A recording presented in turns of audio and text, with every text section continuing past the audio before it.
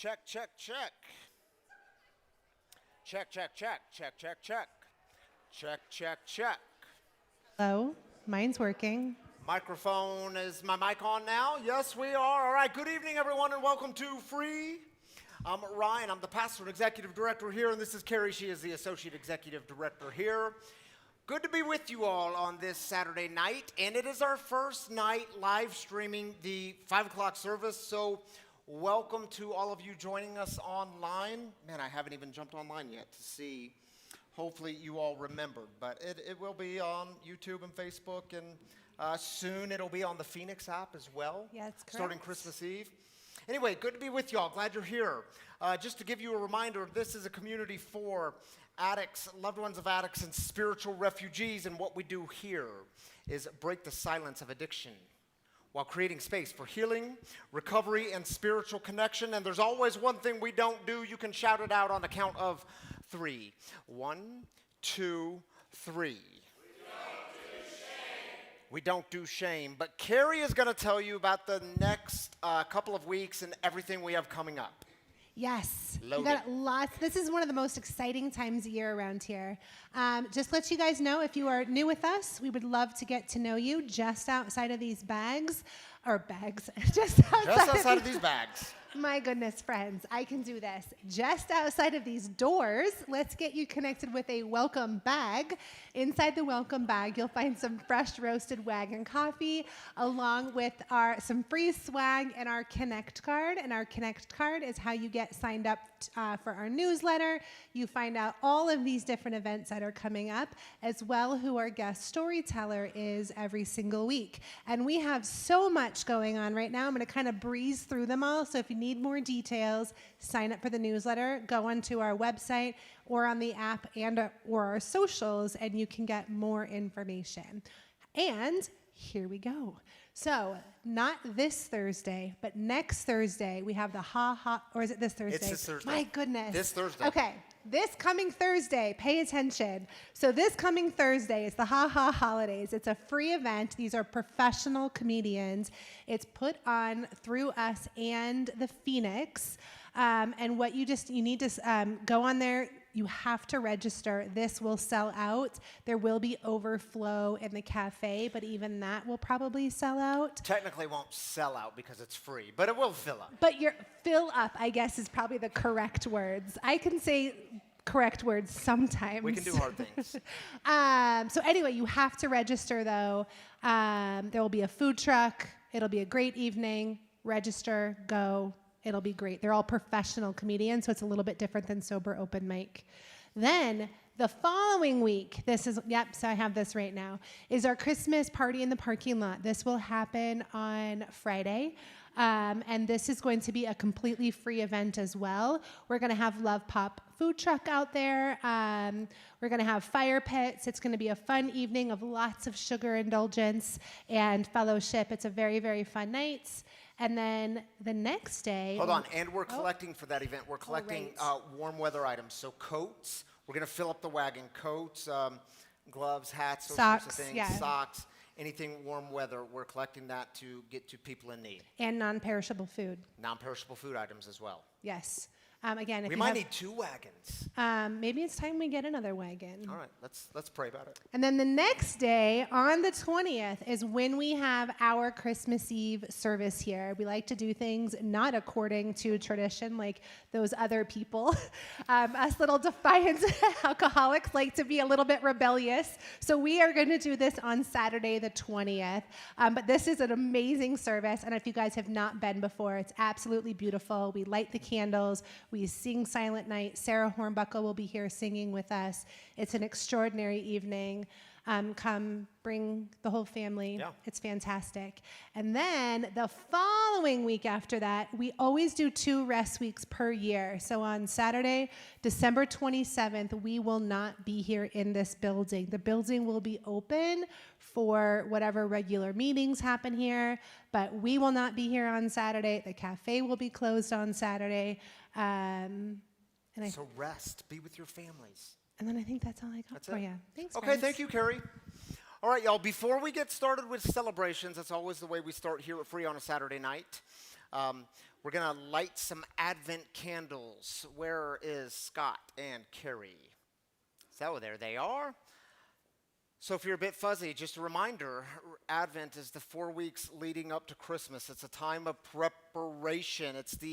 Comes from the Latin term adventus, which means the coming or the arrival, already here but not yet. So this 4 weeks we spend time preparing for the new thing, light to come bursting through the darkness in the world. And last week was hope. This week is peace. Next week is love. No. Next week is, y'all are you're too focused on love around here. The following week is joy, then love. But I'll give it to Carrie and Scott. Can we get a mic? Do we have a mic? Sorry, Gerald, we gave you the mic too soon.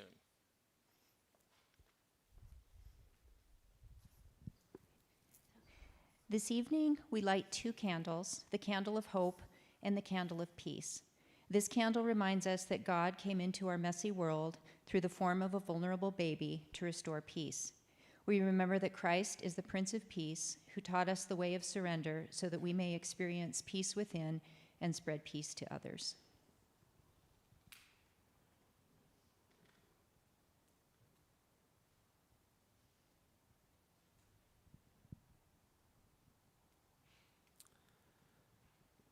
Thank you, Scott and Carrie. And now we can celebrate together. So this is how we start every Saturday night. We celebrate, and it's a very profound part of our time together. God joins with us in the celebrations. We get to root for each other. Maybe you're celebrating a sobriety anniversary or a birthday or new jobs, new homes, new children, new whatever it is. We celebrate it all here. We take 3 minutes for this. If you're joining us online, drop your celebrations in the Facebook comments or the YouTube comments, wherever you're joining us from. We'll join with you there. We'll take 3 minutes. If you're in-house, just raise up your hand. Christine will get you a mic on this side. Jared will get you one on this side. Let's celebrate. Hi, my name is Lex. We are celebrating our first grandchild's first birthday. All right, man. Congratulations. Happy 1 year. My name's Adam, and I have 33 days today. Way to go, Adam. Happy 33 days, brother.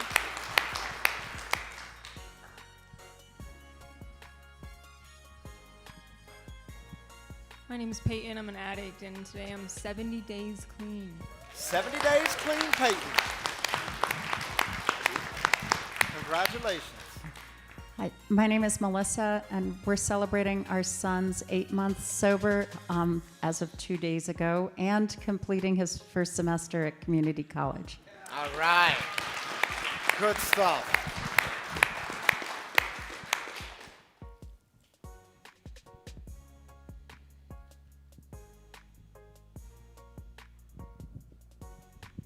I'm Kai, and I'm celebrating 995 days free of fentanyl. All right. 995. Way to go, Kai.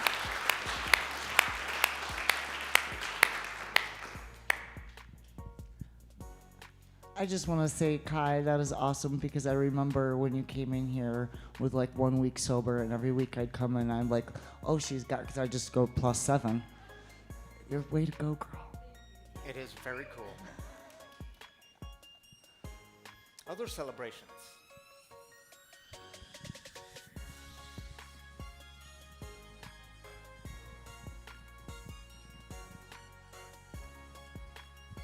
My name is Edward, and like Tuesday, I got my CDL back, like all the way back. So that's a pretty All good deal. right, man. Congratulations, Edward. Christine, we had one over here too. Hi, my name is Daniel. I'm celebrating my recovery with my new family. Thank you. All right, we'll celebrate that, Daniel. Good stuff, brother. Hi, my name's Nicole. I'm still at 11 months clean, and I've started peer coaching classes. All right, way to go. Congratulations.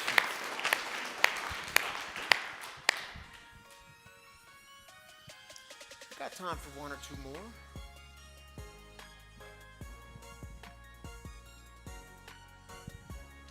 This is Josh, and my nephew Calvin turned 16 today. All right, we'll celebrate that birthday. Happy birthday, Calvin.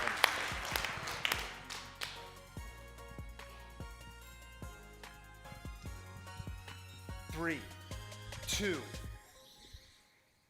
I was like 3 seconds off. Thank you, Christine and Gerald. Tammy, you want to join me up here? Man, we got to get used to this 5 o'clock thing. Yeah. This is usually a 7 o'clock thing. Yeah, this is like throwing me off. I was just like enjoying the moment. All right, we're going to get you back on because we got to join with our online people. You want to take the first one? I will. All right. T. Gomez says, today is my sobriety birthday, 15 years clean. There you go, T. Gomez. Thanks to the support of my family and friends through thick and thin. This is the third time here. You all have greatly helped me overcome some battles. All right, man. We're glad you're here, T. Gomez.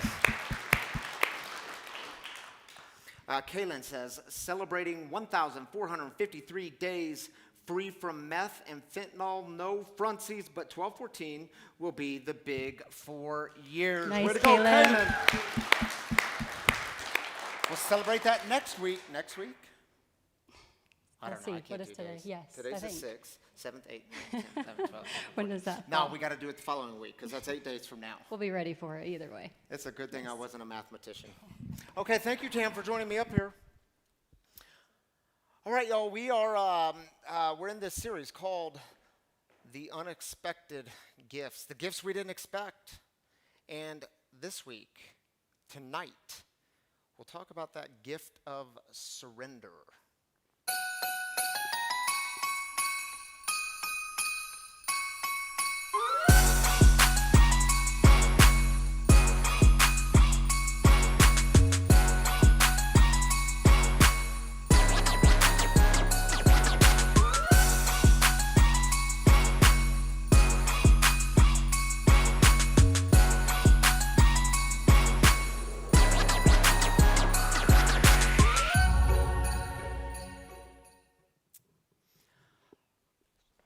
Surrender starts when your plan dies.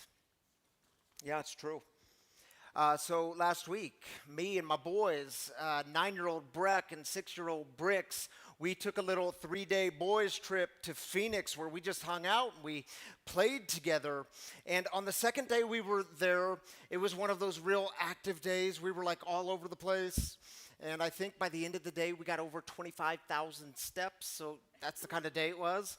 And that night, the boys said, hey, Poppy, can we do some late night hot tubbing to relax before we go to bed? And I said, you know what, that is a great idea. So at 9:30 at night, we went down to the outdoor hot tub, which is connected to the ice-cold pool. It's just separated by this little divider thing in the middle. And we get down there, and their plan totally died.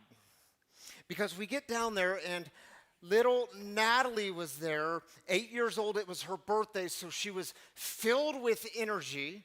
She was there with her dad, and we didn't meet Natalie until this moment, but she's like the type of kid where when you meet her, you are automatically best friends. She considers you friend and family. In fact, the first word she spoke to us when we got in, she said, have you ever seen a sucker with a scorpion in it? I said, I have not seen that. And she says, she holds it up, have you ever seen someone eat a sucker with a scorpion in it? And I said, I don't believe I've seen that. And she proceeds to eat this sucker.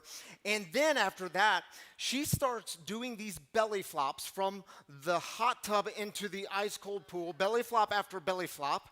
And then she gets back into the hot tub and she sits next to Breck and she says, now it's your turn to do belly flops. And Breck said, I don't really want to do belly flops. And she got really serious. She stands there and puts her finger in his face and she says, are you afraid? 8 years old. Here's what she says. Because pain is just weakness leaving your body. Now you get in there and do some belly flops. Breck looks at me, I look at him, and I'm like, I don't know, dude. Maybe you should just do a belly flop. So he stands on a ledge and he does a belly flop. He doesn't just do one, he has to do 10 of them because according to Natalie, the first 9 weren't done correctly. Then they get back in the hot tub, and Natalie, she looks at me. She sits right next to me, looks over to me. Not kidding, y'all. Here's what she says. Are you a Christian? I'm thinking, you're 8 years old. Where's this going? She says, I see a cross tattooed on your arm. That must mean you're a Christian. And so I concede. And I said, yes, I'm Christian. And she says, good. And then she looks over to Brick, 6 years old, and she says, it's good because you're about to get baptized. And he says, no, I've already been baptized. And she says, you're going to get baptized again? And she goes over to him and dunks him underwater several times. That night he was baptized several times. And that night their plan of relaxing totally died. And for the next 90 minutes, they were surrendering to little 8-year-old Natalie. Surrender starts when your plan dies. And think about all the moments in your life where your plans have died. Like I tried really hard, kind of, to get sober prior to my 30th birthday.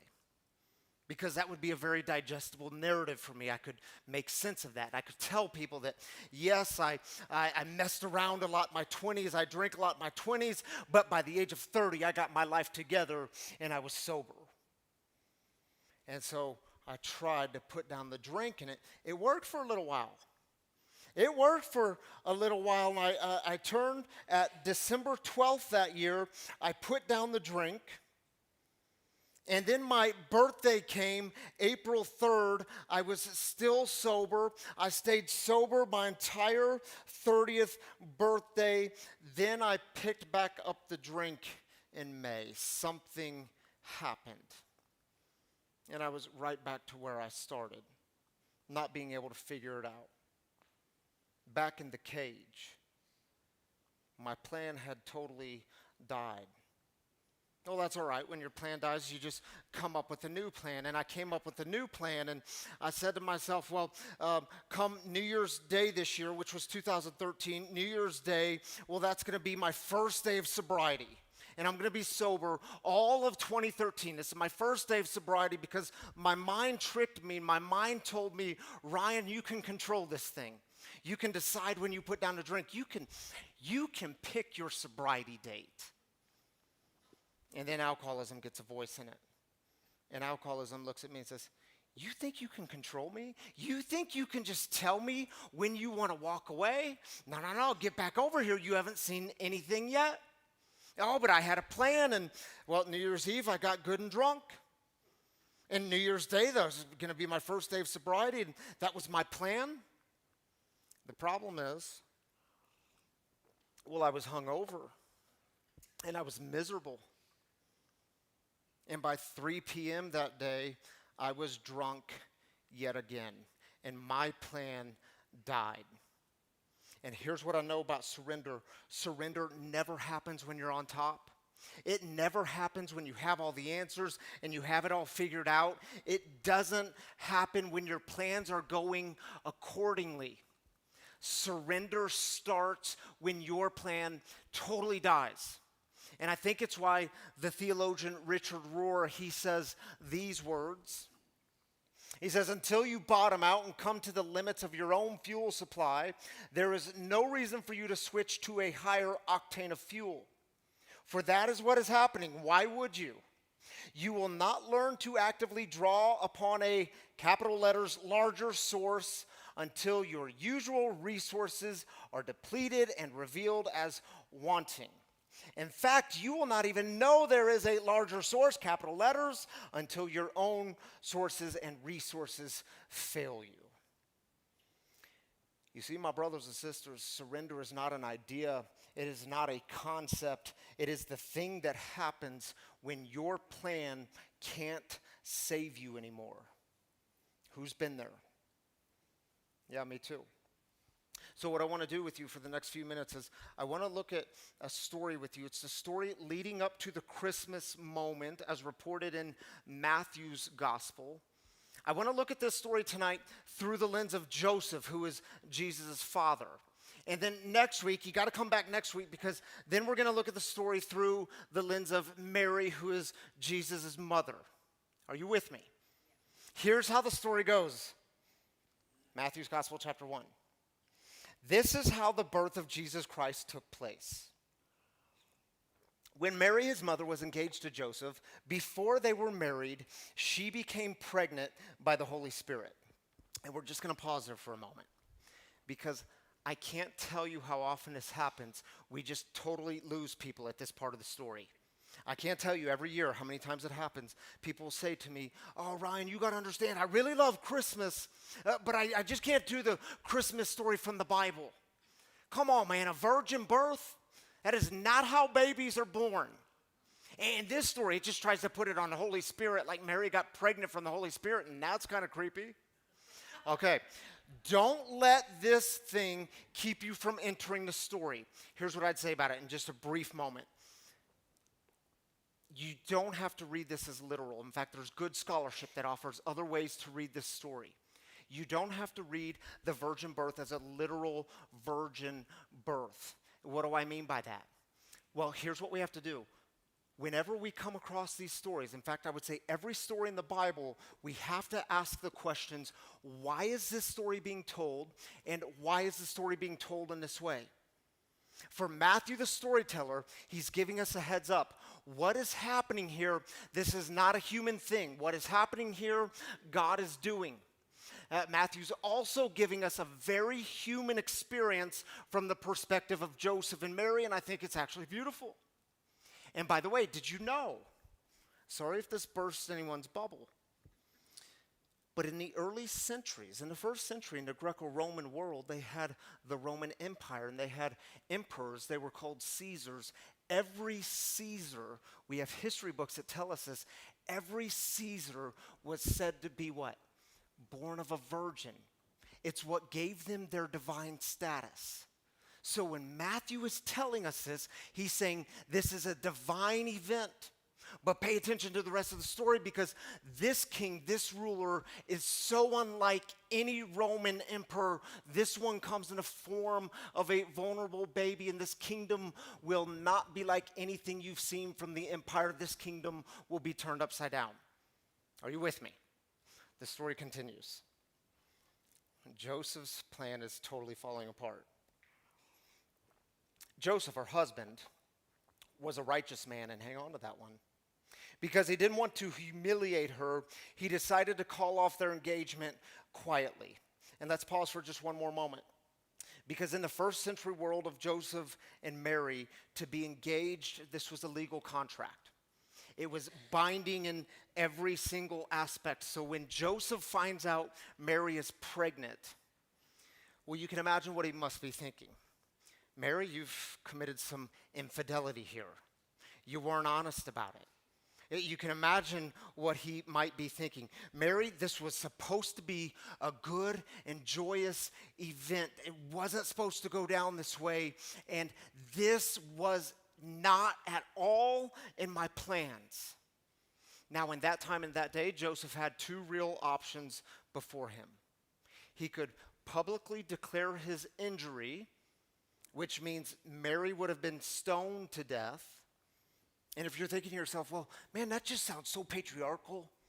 I mean, that just seems so sexist. Would Mary get a voice at all? I would say you're right to notice that. This is the first century Greco-Roman world. Of course it was filled with patriarchy.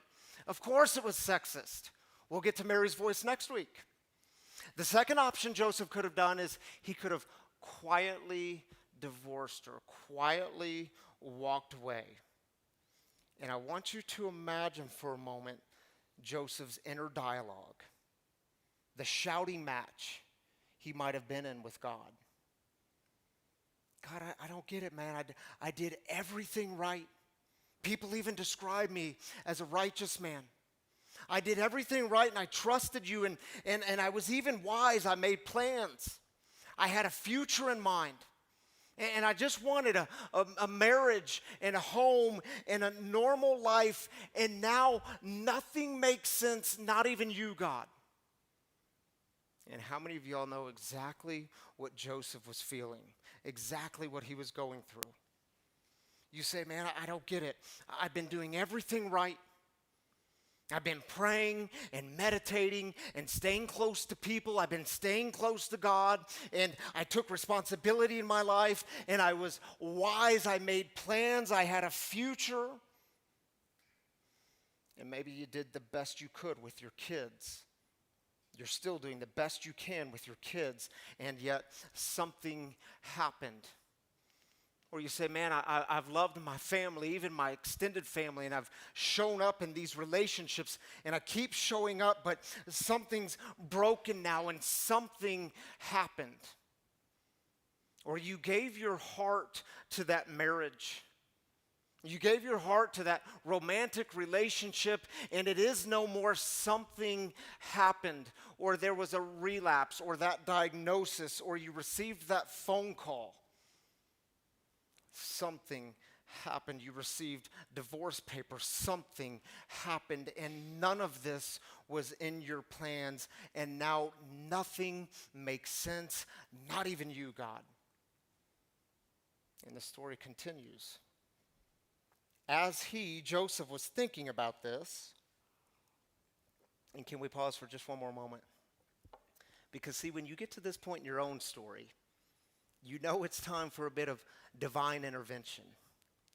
Because if Joseph was anything like us, you know Joseph wasn't just thinking about it, he was overthinking it.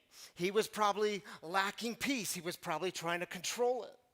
And do you ever notice how when you are stuck in your head, you are never at peace? And when you are at peace, you are never in your head, because generally solutions do not come from the endless ruminating of the mind. Divine intervention. As he was thinking about this, an angel from the Lord appeared to him in a dream and said, Joseph, son of David, don't be afraid to take Mary as your wife, because the child she carries was conceived by the Holy Spirit. She will give birth to a son, and you will call him Jesus, because he will save his people from their sins. And anyone who's triggered by that word sins, don't let it be a trigger for you. You've got to make sense of it. You've got to understand sin. You can think of sin as, in the scriptures, it's described as anytime we break shalom, anytime we disrupt it. And you say, well, what is shalom? Shalom, remember, it's the Hebrew word for peace, completeness, wholeness. Anytime we disrupt that, you can call that living in sin. I think we know a thing or two about that. And Jesus will save his people from their sins. And now all of this took place so that what the Lord had spoken through the prophet would be fulfilled. And what did the prophet speak? And they will call him Emmanuel. Emmanuel means God with us. Yeah. Emmanuel means God with us. It's not a virgin birth, which is the miracle of the story. It's God being with us. That's the miracle in the story. This angel comes along to Joseph and says, dude, don't you remember? Don't you remember your own story? Don't you remember the story of your people? Don't you remember all their doubt and all their unknowing and all their uncertainty? And God was always with them, because God is with us. And Joseph, dude, I know you're afraid. I know you can't figure it out and your plans have died. And Joseph, can you trust God even in this moment? And here's the moment of surrender, the very next verse. When Joseph woke up, because surrender is always about waking up. When Joseph woke up, he did just as an angel from God commanded, and took Mary as his wife. And in that moment, Joseph was choosing to trust in something bigger, that maybe something bigger was going to happen with his story. Now, if surrender happens, if surrender starts when your plan dies, well, then what in the heck is surrender? Surrender is when you open your heart to the life you didn't plan. And I know it's hard. And I think the number one thing that keeps us from surrendering is it's a failure to trust. We do not trust what's on the other side. If I knew what was on the other side of surrender, I would do it, but I don't know what's there, so I'm not going to do it. I'm going to keep doing it my way, and I'm going to keep holding on. I mean, can I tell you, I did not plan for my brother to die in this disease of addiction when I was 18 years old. In fact, I would tell you, we as a family, we did everything right that we knew how to do. We prayed for him endlessly that God would save him from this addiction. And we trusted and we believed. And when he died, when I got that phone call, well, man, my plan had failed. What I had to realize as the years went on, that when I got that phone call, it wasn't that I had a theology problem. I had a my plans died problem. And I did not know how to surrender because nothing made sense anymore, not even you, God. And see, I thought, up until this point, I thought I knew God. I trusted God before this. I had theological categories that I built, and I had a bow on top, and I could explain God. I could talk about God. I could even preach about God. And now nothing made sense. And I had to rediscover who God was, and it took me getting into recovery in order to let my old conception of God die, which was tremendously difficult. And in recovery, I discovered a new God. And in surrender, I discovered not a God who gives all the answers, but a God who is with us. On the other side, I discovered a God who doesn't fix everything, but a God who is born into the dirt, born into the mess with us, born into the unknown with us. And I didn't plan to be an alcoholic. I mean, who plans to do that?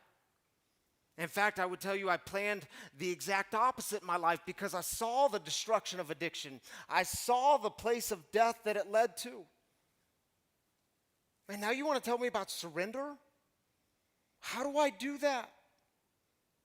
And I don't know what's on the other side. And for me, the fear was, what if there's shame and condemnation on the other side? What if God is so angry with me? What if God hates me? And so for years, I kept resisting. For years, I kept making these plans and having the plan die. And then on January 7th of 2013, walking into my first AA meeting, well, it was like opening my heart to a life that I did not plan. And in the middle of all the mess, well, has an angel ever appeared to you? I mean, you may not be able to point to the angel, but is it like an angel ever appears to you? In the middle of all the mess, an angel shows up, and it is not with a great explanation so that you can finally make sense of it all and you have all the answers. And it's not like the angel shows up with this 5-year plan and a blueprint on exactly how to get there and how to build it. But maybe that angel shows up with a very simple promise. Emmanuel, God with us, that God goes with you through the unknown. God goes with you through the mess. And talk about surrender and opening your heart to a life you didn't plan. Has anyone here ever had to forgive someone that they didn't want to forgive? That they didn't know how to forgive? Man, maybe it was this person who was someone at some point in your life. Maybe it even goes back to your childhood. They totally wrecked your plans. You did not expect this. And man, the only reason I went to this person, the only reason I did this forgiveness thing was because my sponsor told me we could not move forward until I made this amends. And for anyone who's thinking, well, wait a minute, aren't amends and forgiveness, aren't those two separate things? And I don't know how you think about it, but what I've discovered is when it comes to the amends process, it's a 9th step if you're a 12-stepper. Well, the whole thing is about forgiveness. You think you're going to release them, and then you find out later that you're the one being released from all your hate, all your anger, all the resentment. And if I can be honest with you, the real reason I went, it wasn't because my sponsor told me you have to or else we can't move forward. The real reason I went was I was so tired of having this hate that was consuming me. and it was consuming me. I hated this person. And for years, I was fighting this one, and I was resisting it on every level, and I was so exhausted by the hate. I was so exhausted of drinking the poison and expecting them to die. And I hadn't talked to them in 8 years. And my plan was to never talk to them again. My plan was to never see them again. And I remember pleading with God, God, you know there's something that happened. You wouldn't go either. And besides, God, if I go, I don't know how it's going to turn out. I don't know how it's going to go down. And the truth is, I'm afraid because I don't know what's on the other side of this. And there I was, 2 years into my recovery. And it was like an angel started whispering to me, Ryan, I know you're afraid. I know you're afraid, but have you forgotten where I was, where God was up until this point? Have you forgotten the one who goes with you? Look at the comrades you sit with every morning. Have you forgotten the story they have told? And do you believe their story, that God goes with them in the mess and in the unknowing and the doubt and the fear and the uncertainty? Have you forgotten? And they will call him Emmanuel, God with us in the dirt, in the mess. And I can't explain to you how it happened, but somehow God gave me the power to go from my head to my heart. And so I woke up and did. And y'all, I will never forget the day that person came into my home, which is a miracle in itself. And I know oftentimes it doesn't happen in an instant. But for me on this day, it happened in an instant. It was like a weight was lifted off my shoulder. It was like that moment where I could finally breathe again. And it was that moment, it was that day where I knew for the first time in my adult life what it meant to be free and what it meant to have peace. It was a day for me where I discovered the real gift of surrender. And I do get it. Something happened. Something happened in your story, and it was so far out of your expectations. You didn't expect it. And if you would have expected it, it wouldn't be so hard. You would surrender to it, but something happened. And yet, what would it look like for you to stop fighting, to stop resisting, and to choose to open your heart to a life you didn't plan? Can you trust that God is meeting you right there in that place, in that moment? Can you trust that God might be doing something bigger on the other side? Can you trust that on the other side of surrender, it might be good?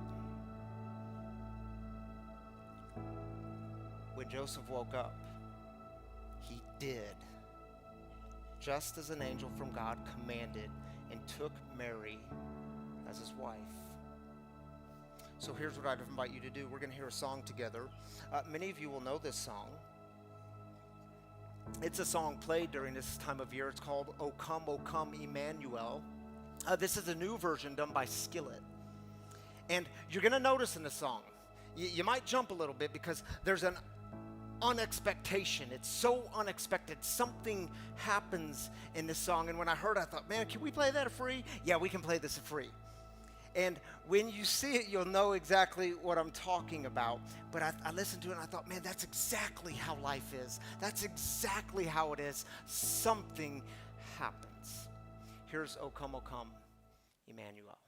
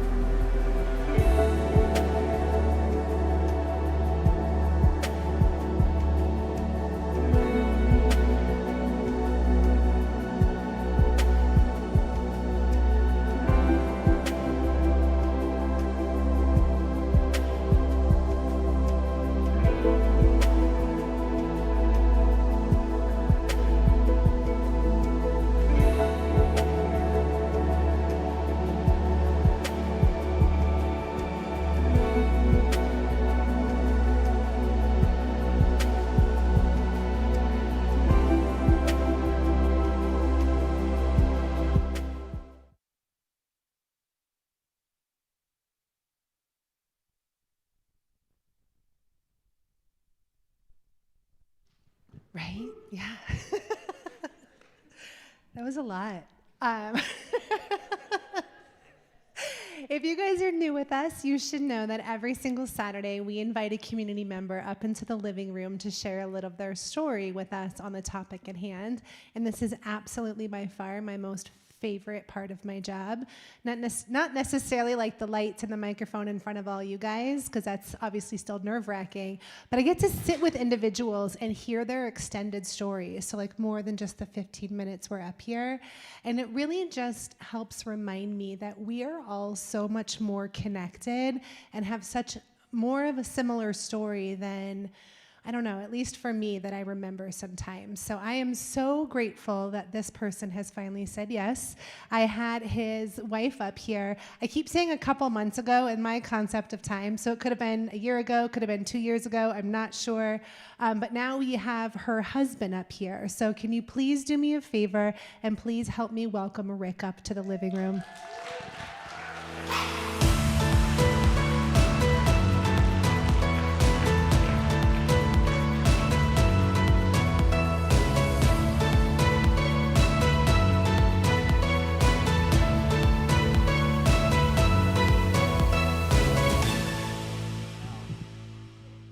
Right? I feel like people don't really truly understand how bright those lights are until they're up here.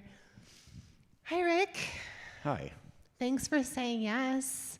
You guys come pretty regularly up in the front row, and you're kind of a quiet guy. So it was a real pleasure to sit with you this week and learn a little bit of your story. So I thought that this was a perfect topic for you. And one of the things I wanted to start off by, you had said that your first understanding of surrender was when you realized that you surrendered to everyone else around you your entire life, and that kind of led into some chameleon type behavior. Can you tell us a little bit of what that looked like? Absolutely. So at a very young age, I felt like I didn't fit in the neighborhood. I felt, it's on. Yeah, okay. I just felt different, right? Less than. Always trying to fit in. And what I did is I surrendered myself so that I could fit in. And I just started to act like everybody else that was around me and did the things that they wanted me to do so I could fit in. And be recognized and feel wanted. You know, obviously I had that in my family, in my life, and they loved me, but I didn't feel comfortable there. And that really started you off pretty young down a pretty harsh line of drugs and alcohol and not finishing school. Can you tell us what your active addiction looked like and what it took from you? So yeah, at a really young age, I grew up in the Lower East Side of Denver,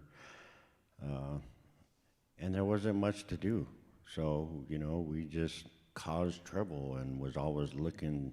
You know, the first time I feel like I saw somebody using drugs was Cheech and Chong, right? Like, hey, put all this weed in the newspaper.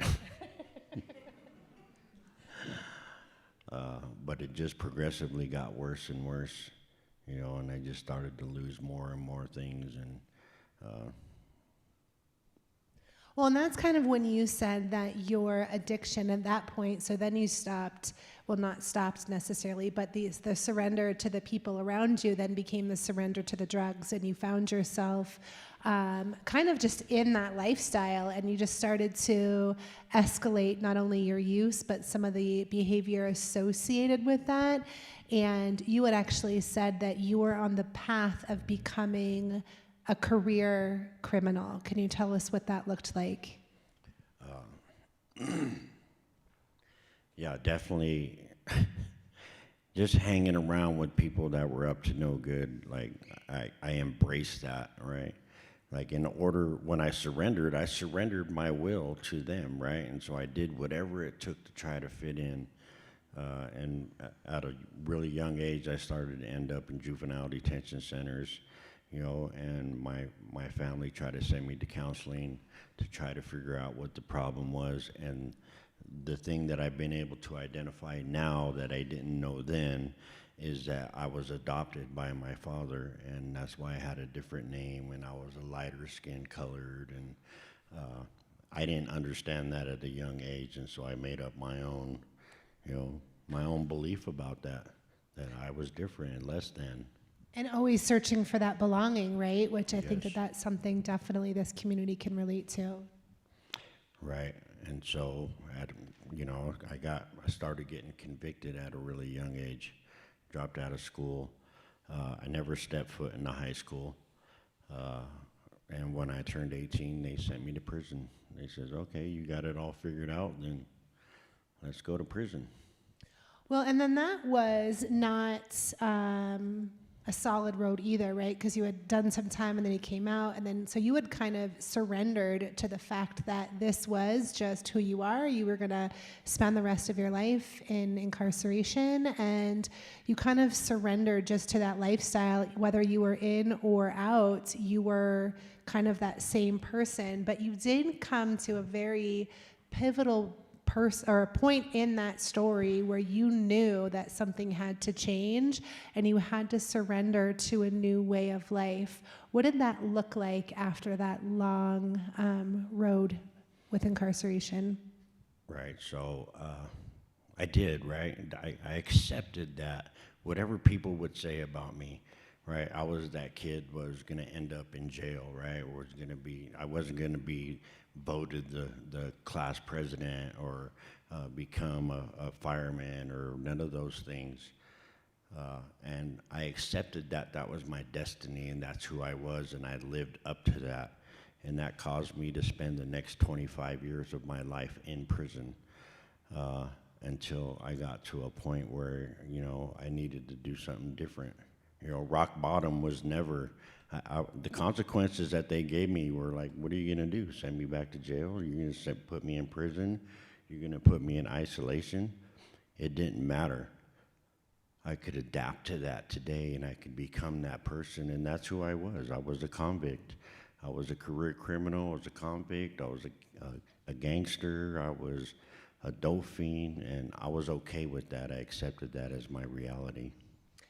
And obviously, sitting up here today, that is not the version of you that you chose to surrender to. What happened when you decided that even in prison that you could have a different life? What did that look like? So in 2005, on October 11th, I had just got out of prison and I had just spent 18 years. And I was out for a short period of time, and I caught a bunch of new cases because I was just out there still running amok. And when I got arrested, I was sitting in the jail cell the next day, and that was my breaking point, not because of the consequences, but I didn't want this anymore. It's just all that I was ever going to be, and the reality of it hit me so hard that I just cried myself to sleep for the first time probably ever that I had been arrested. You know, I was okay, I'm home. That night is not what happened. I wanted to change everything that I was, who I was. I wanted to be something that was worth, right? I wanted to find some kind of self-worth. And I didn't know what that was or how I was gonna do it. And I had just caught a bunch more new cases, and it looked like my future was gonna be in prison, but I was gonna do it different this time. And I made a commitment. I surrendered my will, you know, because I didn't know what to do. But I did know that there was a program called Pier 1. Obviously, I wasn't going to get sentenced there because of my record and who I was. But if I changed everything that I could and I stepped into recovery, then there was a ray of hope that was shining through, and I worked at it every day. And for those who don't know what Pier 1 is, can you give us the general summary of what that program looked like while you were in incarceration? So Pier 1 was a program, because I couldn't go to community corrections or go to any kind of treatment center and just be allowed in. Pier 1 focused on career criminals, people that had been in prison their whole life, or their behaviors had become so extreme in the community that they would help you. It's a behavior modification program. It's a 2-year inpatient program that helps you identify, my issue was that I was acting as a child my entire life. That little kid that was insecure and acted out, I carried that through my whole life, and they helped me identify that that's what it was, and I needed to face the reality that I am acting childish, and if I want to change that, then I need to take these actions to do that. And you did that. I mean, you surrendered to that program and you started working that program, and your recovery, literally like your new life depended on it. And you were able to create such a beautiful life. You have a beautiful wife, and I know you're a very active member in recovery. And then I want to touch base with two other things, but one, next surrender, you were working a very solid program of recovery. You had built this beautiful life outside of the system, and then you found yourself in a marriage where you were on the other side, and she was suffering with addiction, and you were now the loved one. What did it look like to have to learn to surrender to somebody else's addiction? That is a very difficult, a difficult time, right? My wife used for 10 years of our marriage. I met her at Pier 1. She also is a Haven graduate. And when she got out of there, she started using. But what I do know is that somebody was able to forgive me, and I was able to forgive myself. Right? I surrendered. I found some peace in my life. I was able to love myself enough to where I could love others appropriately, and I was able to create a safe place for her without judgment and show her that there is another way, not by telling her, but by showing her from the people that gave me that opportunity, right? Being in recovery, we make the connection with people that don't judge us. They love us until we learn how to love ourselves. And we grow into the people that we want to be, and I was able to do that and show my wife that I love her and that it was going to be okay. And when she decided to get clean, I embraced that, and that's what we're doing. We're full force in it. And you guys do so much. You both work in recovery, and you help so many individuals today. And our last question, I want to touch on some of the things that you had said with sometimes we can forgive ourselves, and sometimes we can forgive those who had harmed us. And there also comes a different sense of surrender when we can do all the work, and sometimes somebody doesn't want to surrender accept our apology, and or sometimes no matter what we do, people will still view us as the version that we used to be. How do you surrender your even just your program or your image or just the rest of how people view you? How do you surrender that up to God today? So that is a daily process. I need to surrender every day. Because I know, like, if I let go and let God, then things work out. And in that situation is like, I got out, and I've always wanted to I wanted my family back, right? I wanted to be a part of that, but I had been gone for so long, and I caused so much hurt and pain that that's all they know about me, right? And I can't change their mind or their perception of who I am. I can just be who I am in the moment and continue to try to make amends. And I might not ever make enough amends for the damage that I done, but I'm doing my best to do that. And in that process, I have an individual in my family that I feel voices the words that they forgive me, but I don't feel it in my heart, right? The actions and the way that they treat me and look at me, I feel like that's not really a true statement, and that's outside of my control, right? I did what I need to do, and I will continue to do that, and hopefully, God will one day touch that individual, and they can find some forgiveness for me, and we can have a relationship that we never had before. And then our final question, and I just want to thank you so much for, and again, he's here almost every single week sitting up in the front row, so I highly encourage you to get to know him and or Catherine, his wife. But to the person who's still out here, maybe they're watching online, maybe they're sitting in the audience tonight, and they're whatever phase of surrender, right? Because we just kind of touched on a whole arc of different types of places where we need to surrender. So no matter where they are in that journey of surrender or forgiveness, what would you tell someone who's either uncertain or they just don't believe that it's possible for them tonight? What word of hope would you leave with us tonight? I would say that we all have that feeling, right? Because that's what brings us to recovery in the first place, is the hopelessness, right? And not knowing what to do or how we're going to get there. What I have found is no matter where you're at or where you go, whether it be free or NA meeting or a AA meeting or wherever it is, or even at work or in your family, is that you have to have connection. Isolation does not work, right? If we think that we have all the answers and we're just going to force our will and just be so determined that we're going to be successful, and not hear what someone else has to say, I have to remain teachable always, but I need to have that connection, right? And where else better than in the recovery community, right? There's so many of us that are walking around that have the exact same story that you have, and we understand, and we will love you until you can love yourself, wherever that's at. If it's a church, then please go to church. If it's your family, then reinvent yourself and show them who you are, and let the process work, because it does, and it's worth it. And the blessings that I have in my life today I would never imagine that my life could look the way that it does today. Well, I'm very grateful that you came up here tonight. Can you guys all please give Rick a round of applause?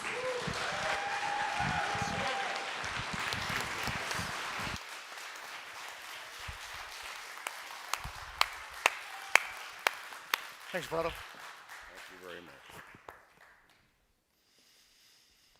Thank you, Rick. Thank you, Carrie. Thanks, Rick, for always showing up. Steady presence of recovery. All right, y'all, the way we close things down here on a Saturday night is with, very similar to how we begin. We begin with celebrations. We close with what we call heartaches. The burdens that we carry, the burdens that sometimes we try to carry alone, and somewhere along the way you find out that you suck at carrying these things alone, and you find out you don't have to. You find out it's why you have community. It's why we have a God who hears the cries of the people. So maybe you need some prayer, some lifting up, some encouragement. That's what this time is for. If you're joining us online, drop your heartaches in the YouTube comments or the Facebook comments. We'll join you there. If you're in-house, just raise up your hand. Christine, again, will get you a mic, and Gerald will once again get you a mic on this side. Let's take 3 minutes. Hi, my name's Catherine. So my mom, she lives on a mountaintop in the middle of nowhere by herself. She's almost 70. She hasn't had any power or any electricity or any water or anything for a really long time, and lately she's had no solar power, so I get really worried about her. So I wanted to pray for her, and then she also asked me to ask for prayers for a really good friend of hers who was just diagnosed with cancer. All right. Prayers for your mom and her friend, and prayers for you, Catherine.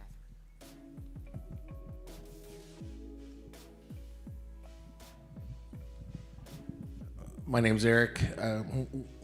Wanted to pray for the family of my friend Kevin Kretzmar, who passed away last Thursday. My mentor in recovery. His last act on this earth was saving his wife from a riptide in Mexico, and he didn't make it. So praying for his wife Patricia and his family.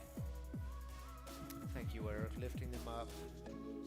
And Eric sent me an article about this guy. I didn't know him, but man, he lived quite a story. Helped a lot of people. Prayers for them. My name is Mandy, and I'm asking for prayers for my family. This week, my cousin Scotty lost his wife, and she died of organ failure due to alcoholism, left 2 little kids. So just want to pray for them and their family. Yeah. Thanks for sharing that with us, lifting them up. Hi, my name is Carla. I'd like to pray for my family and especially my son, Caden. We're all going through a really hard time right now. Carla, I'm glad you're here. Continued prayers.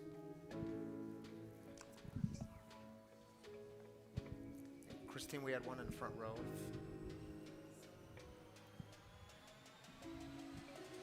Hi, my name is Tayshawn, and I just want to sit in prayers for the mother of my children. She's experiencing addiction right now. All right, prayers for her. Thanks for sharing with us, Tayshawn. Hi, I'm Jennifer. I'm an alcoholic in recovery. I've been coming here all year, and I think this place has literally saved my life. And I'm having a really, really bad time right now because it's Christmas, and I'm looking at that tree and these plants and all the lights everywhere. And as a lot of you know, Ryan knows, my children were in a fatal car accident on the day after Christmas last year. So we're coming up on the 1-year anniversary of this accident. An 80,000-ton semi-truck ran over them in their car, and my son-in-law Willie was killed instantly. He was 29. My daughter Sonia was in a coma and died earlier this year, and the other 3 were critically injured and are recovering well. But it's going to be the anniversary of Willie's death on December 26th, and the anniversary of my daughter's death on January 4th. So the holidays are going to be really, really hard, and we're going to South America. But I wanted to say one last thing, which the surrender. Every time I walk into this place or in a meeting, whatever the person's talking about is exactly what I needed to hear, and that's when I feel God in my life. And I realized sitting here tonight, listening to Ryan and being in this room, that I'm really angry at everything. I have not surrendered to the fact that my 2 children are gone, and the other word that comes into mind is acceptance.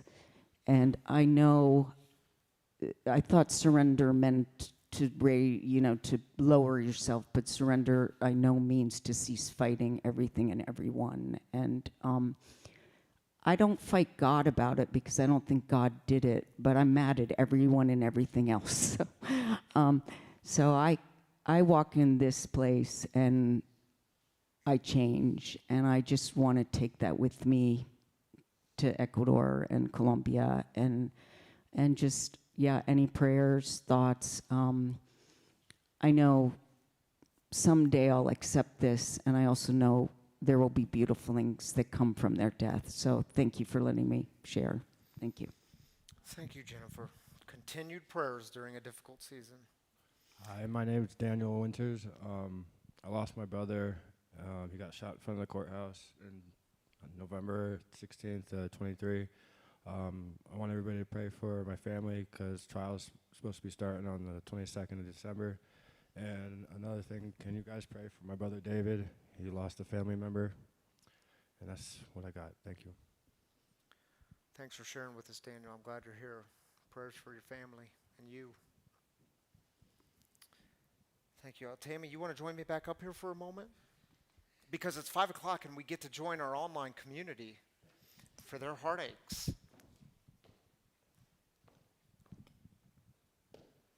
Round 2. Round 2. You want to take the first one? Yeah, it feels there's a heaviness. Yeah. So prayers for There you guys. always is this time of year. Do you notice it? I feel it. Yeah.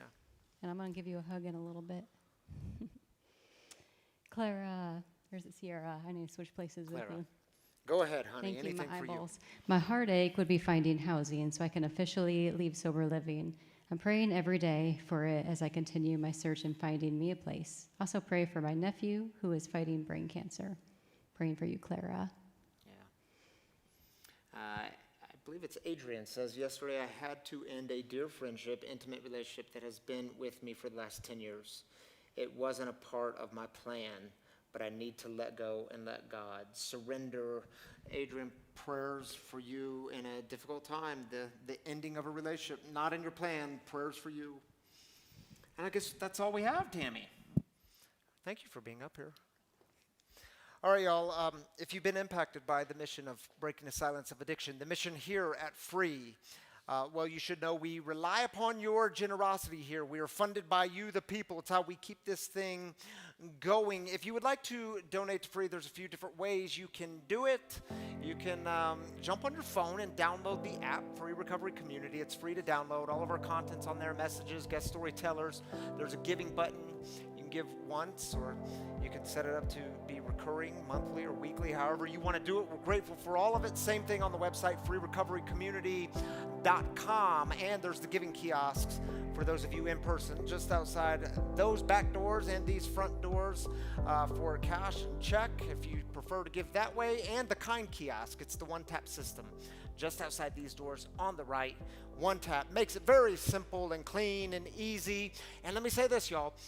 2 weeks ago, we had a very generous donor in this community say, I want to give $15,000, but I want to see if we can get it matched. And we said we'd keep it going for 2 weeks, which the 2 weeks is over on Monday. So if you want to give and have that matched up to $15,000, please, when you do give, if it's online, put match in the memo, and everything up to $15,000 is matched, and I'll let you know where we are next week. Shall we go out with a prayer? Yes, I think it's a good idea. I would encourage you to just open up the hands. There's nothing magical in it, but sometimes when we open up the hands, the heart has a way of opening, and maybe your heart is opening to the life you didn't expect, the life you didn't plan for. So just take a moment, breathe, and invite God in. Emmanuel, the God who is with us. And if you don't know the third step prayer, well, it's on your screen, and it goes like this. We'll pray it together. God, I offer myself to thee, to build with me and to do with me as thou wilt. Relieve me of the bondage of self, that I may better do thy will. Take away my difficulties, that victory over them may bear witness to those I would help of thy power, thy love, and thy way of life. May I do thy will always. Amen, and grace and peace to you. See you next time.